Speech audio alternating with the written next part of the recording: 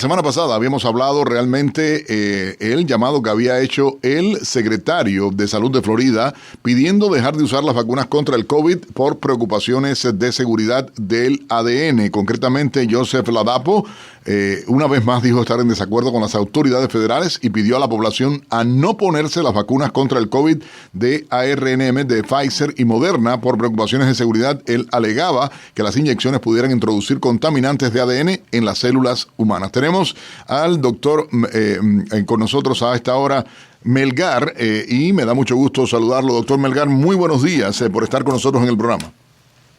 Nelson, muy buenos días, muchas gracias. Efectivamente, Nelson, la semana pasada hicimos como un breve anuncio de este tema tan importante para la población, sobre todo los oyentes de América Radio y en tu persona, y también Carinés, pues han estado muy al pendiente, muy pendiente de todo este tema de la vacuna, del COVID, etcétera. Y yo creo que quería explicarle un poco a los oyentes. Doctor, quería para tratar de comenzar, cuando el secretario de Salud de Florida, Joseph Ladapo, dice que las inyecciones pudieran introducir contaminantes de ADN, ¿de qué se trata?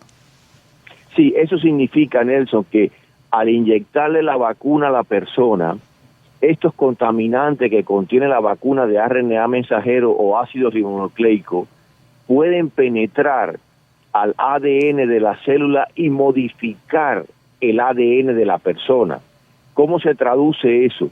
Si usted modifica el ADN de la persona, esa célula está a riesgo de mutar, de transformarse y, por ejemplo, convertirse en una célula cancerosa, que era una de las preocupaciones que le menciona el doctor Ladapo a la Federación de Drogas y Alimentos de los Estados Unidos. Eso es una de las consecuencias que puede traer esa contaminación del ADN llevado a su vez por el RNA mensajero. ¿Qué repercusiones pudiera tener en la persona esta modificación en el ADN de la persona a partir de estos elementos que pueden entrarse, ¿no? ¿Qué puede ocurrir con una persona a partir del riesgo que puede causar esto?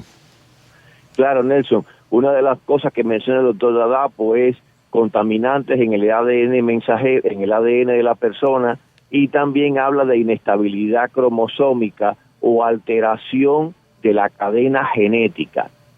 Todos esos son términos que forman parte de la bioquímica y de la genética. Pero ¿cómo se traduce el riesgo a la persona? Porque ahí la palabra clave es seguridad, la seguridad de las vacunas. Si algo de esto pasa, hay tres posibles consecuencias. Una, que esa célula se puede convertir en una célula cancerosa y entonces producir tumor, por ejemplo, de riñón, de colon, de los pulmones, etcétera. Cualquier tipo de cáncer. ¿Por qué? Porque el cáncer está provocado por la transformación o la mutación de una célula a una célula cancerosa que después se puede diseminar por la sangre. En segundo lugar, la inestabilidad cromosómica. ¿Cómo se traduce eso? Los cromosomas tienen mucho que ver con el fenotipo y el genotipo de la persona, con sus características, sexo, color de la piel, color de los ojos, etcétera, pero también con el desarrollo del sistema nervioso. Entonces, ¿qué pasa?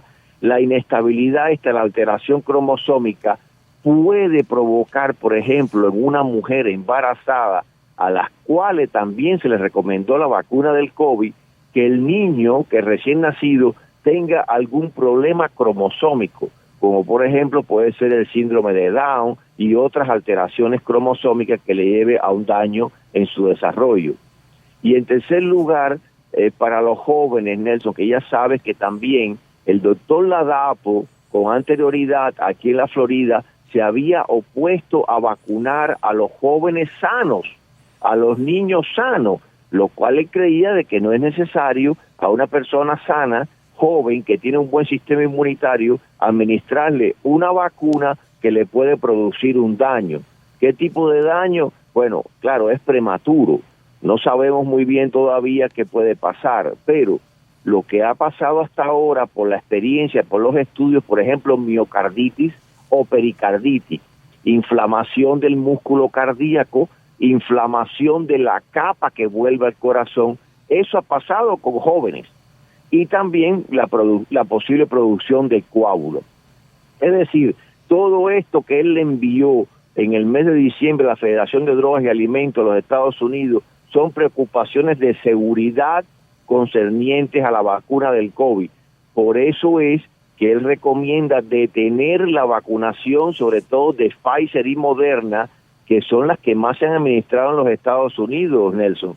Hay algo que llama la atención. La DAPO ha dicho y recomendó, dijo claramente que no recomienda que se vacunen los menores de 65 años y que en el caso de las personas mayores de 65 años debían hablar con su médico antes de tomar la decisión de vacunarse, porque incluso cuestionó el hecho del término que de manera científica dicen que las vacunas nuevas que se están poniendo son actualizadas. Si me están diciendo que constantemente hay modificaciones en el virus y que aparecen nuevas cepas, ¿la actualización esa sirve para todas las cepas? ¿O porque no logro entender a ciencia cierta la intención de querer imponer la vacunación desde el gobierno federal? Claro, Nelson, el problema es el siguiente, si cada vez que sale una cepa o una mutación del coronavirus hay que administrarle una vacuna a la población, eso puede ser cada 5 o 6 meses. Es absurdo. Usted no puede someter a una persona a una vacuna con esa frecuencia. Eso, por experiencia, le deprime el sistema inmunológico natural a la persona. Ya muchas personas en el mundo se contaminaron con el coronavirus, crearon inmunidad natural, otras ya se vacunaron. Entonces, seguir vacunando, ¿cuál es el sentido de eso si las cepas están mutando? Por ejemplo, la vacuna del flu. La vacuna del flu, la influenza, se pone una vez al año, igual que la neumonía. ¿Y eso quiere decir que ya está protegido 100%? No está protegido 100% porque la efectividad de la vacuna no es tan alta. A lo mejor algunas tienen 70, 80%. A eso se refiere esto de estar poniendo vacunas con tanta frecuencia. Y la otra parte, Nelson, recuerda que, claro, detrás de esto hay muchos intereses financieros, demasiados intereses financieros que sí le interesa seguir administrándole vacuna a la población, lo cual desde el punto de vista médico no tiene sentido. Doctor, una última pregunta que quiero hacerle y me llama enormemente la atención con relación a esto. ¿Cuál sería su recomendación como médico? ¿Cuál sería, desde su perspectiva, qué deben hacer las personas, qué deben de pensar con relación a toda esta polémica que se ha estado hablando? Nelson, a veces uno con el tiempo cambia de opinión por los estudios, por lo que va saliendo, por la experiencia práctica. En mi caso, yo sigo pensando lo mismo que desde el principio de este tema de las vacunas. Siempre he estado en contra de la vacunación obligatoria masiva. Me parece absurdo obligar a la gente a ponerse una vacuna, en este caso una vacuna experimental, donde no se conocía muy bien los efectos adversos que puede producir a mediano o largo plazo esa vacuna. Por tanto, sigo pensando igual.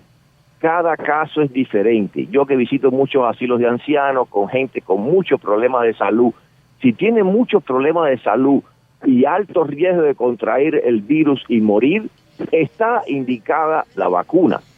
En otros casos, una persona sana, con buen sistema inmunitario, que no tiene muchos problemas de salud, ¿por qué lo va a exponer a esta vacuna? Por esto, mi recomendación para los oyentes es, cada caso es diferente.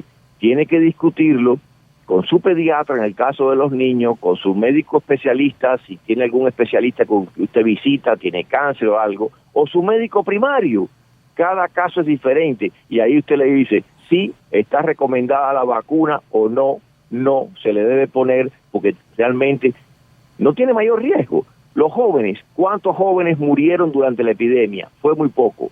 La mayor mortalidad fue en las personas mayores. Entonces, ¿por qué usted va a someter a un joven a ponerle esa vacuna? No tiene sentido. Si contrajeron el virus, pero la pasaron como un catarro, malestar general, dolor de cabeza, poco apetito, y no fue a mayores.